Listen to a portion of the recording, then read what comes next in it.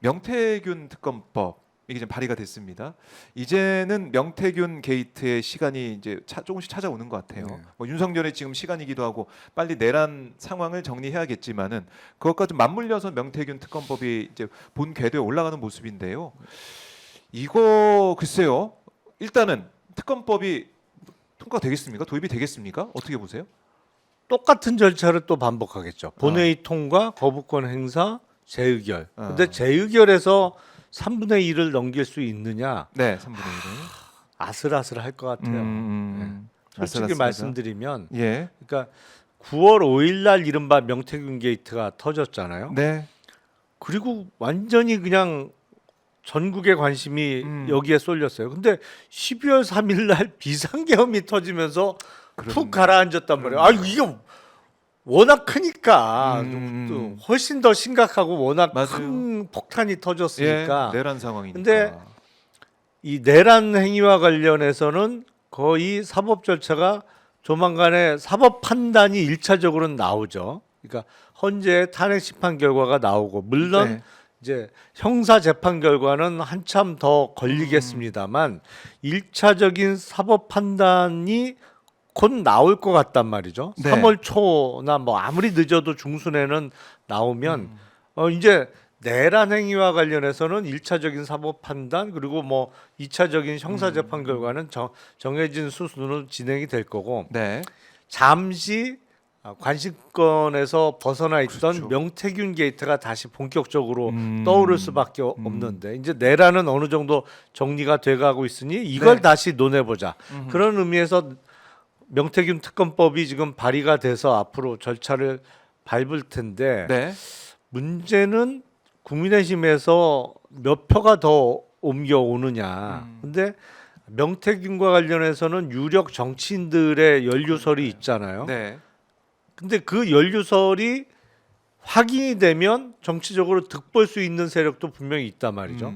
명태균하고 일면식도 없는 있죠. 대선 잠재적 주자도 있으니까. 주자도 있고. 그쪽에서 얼마나 표를 보탤 것이냐인데 네. 문제는 그쪽 표가 몇 개? 몇 표인지 이게 뭐 한 2, 30표 된다 그러면 그건 재의결에서 통과될 거라고 장담을 해도 되는데 네. 이게 과연 뭐 아슬아슬. 10표가 되는지 안 되는지가 아리송하단 말이죠. 그렇네요. 이거는 이제 끝까지 가봐야 된다. 끝까지 가봐야 되는 상황이 될 것 같고, 참 명태균 씨가 계속해서 하는 얘기가 오세훈, 뭐 홍준표 껍질을 벗겨준다니까. 아니 뭐 그 비유적인 표현이겠죠. 다 이제 드러내준다. 뭐 이런 얘기인데 내가 가지고 있는 게 그만큼 많다라고 호언장담을 하고 있는데 명태균 이 게이트의 파급력, 우리 의원님은 좀 어떻게 파악하고 어떻게 좀 취재를 하고 계십니까? 수사가 제대로 돼야겠죠. 지금 명태균 씨가 구속된 지가 석 달 됐어요, 벌써. 11월 15일 날 구속됐으니까 그렇네요. 석 달이 됐는데 네.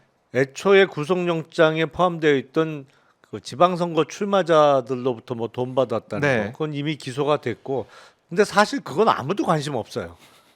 그렇죠. 그렇잖아요. 예, 예. 뭐 이름도 모르는 사람들한테 뭐 얼마에 받았든 그건 관심 사안이 아닌데 네. 진짜 핵심 사안과 관련해서는 수사 결과가 나온 게 전혀 없단 말이죠. 명태균 이 황금폰 포렌식을 하고 있다. 어제 네. 이제 법무 차관 얘기는 네. 그렇게 얘기를 하고 있더라고요. 늦어진 게 아니다. 뭐 하고 그러니까 있다. 예. 정말로 명태균 씨 입에만 의존하는 수사가 돼서도 안 되잖아요. 아니 그 사람은 사실은 자기하고 연루된 사람들이 이렇게 많은데 특히 미운 사람 여기만 얘기할 수도 있는 거고 그러면서 나머지는 다 숨겨줄 수도 있는 거기 때문에 수사를 제대로 해야 된단 말이죠. 근데 지금 검찰이 석 달 동안 별로 한 게 없어 보이기 때문에 네. 정말로 정치적 중립성이 보장되는 특검에서 제대로 한번 해보자. 그래서 오세훈 시장 같은 경우에 정말 억울하면 네. 특검 수사를 통해서 억울함을 벗어날 수도 있는 거고, 그렇네요. 뭐 홍준표 시장이나 누가 됐던 정말 명태균 씨하고 부정한 어떤 행위를 같이 했다면 네. 그거에 대한 사법적 단죄를 받아야 되는 거고. 그러니까 지금은 많은 이 정부 들어서의 의혹들이 그렇습니다만 네. 특검 수사가 없이 국민적 의혹을 해소할 수 있겠느냐. 그러니까 언젠간 해야 되는 게 맞죠. 언젠간 해야 된다. 자, 홍준표 시장이 SNS에 글은 또 남기고 있어요. 내가 명태균 같은 사기꾼 여론조작범이 제멋대로 짓거리는 것에 신경 쓸 필요도 없고 또 명태균과 그 변호사를 추가 고발까지 했다. 근데 민주당이 그 특검법에 날더러 찬성하라고 요구한다고 한다. 참 어이없는 집단들이다. 날 끼워 넣어 명태균 특검법을 통과시키든 말든 니들 마음대로 해라.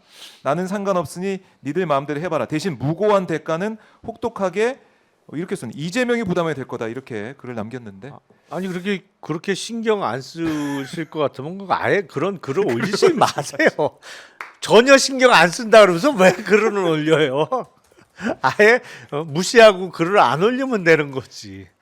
알아서 하라고 하고 그냥 뭐 그렇네요. 무대응으로 일관하면 되는 거지. 근데 명태균 얘기하면 항상 반응을 보이더라고요. 즉각 오잖아요. 페이스북에 글을 항상 네. 올리면서 반응을 보이기는 홍준표 시장의 모습 볼 수가 있고, 자, 특검을 통해서 수사를 해야지만 우리 국민들 믿을 수 있는 객관적인 게 나올 것 같고, 국민의힘에서 걱정하는 거예요. 계속해서 이재명 대표 이제 대선 고속도로 깔아주기 위해서 특검법을 한다라는 주장을 비판하고 있는데, 뭐 국민의 입장에서는 그런 얘기를 할 수는 있겠지만 국민들 입장에서는 아니 명태균 황금폰에 뭔 얘기가 담겨 있다고 그러냐, 이거 밝혀내야지. 윤석열 김건희의 연관성, 그리고 이번 내란 사태의 발작 버튼이 이 명태균 게이트, 명태균 황금폰이 시작된 거 아니야, 보고서 시작된 거 아니야, 이런 얘기도 하고 있기 때문에 이거는 그냥 넘어갈 수가 없는 거잖아요. 아니 매번 그 언급하면서 사법 리스크 갖고 그렇게 공격을 하면 네.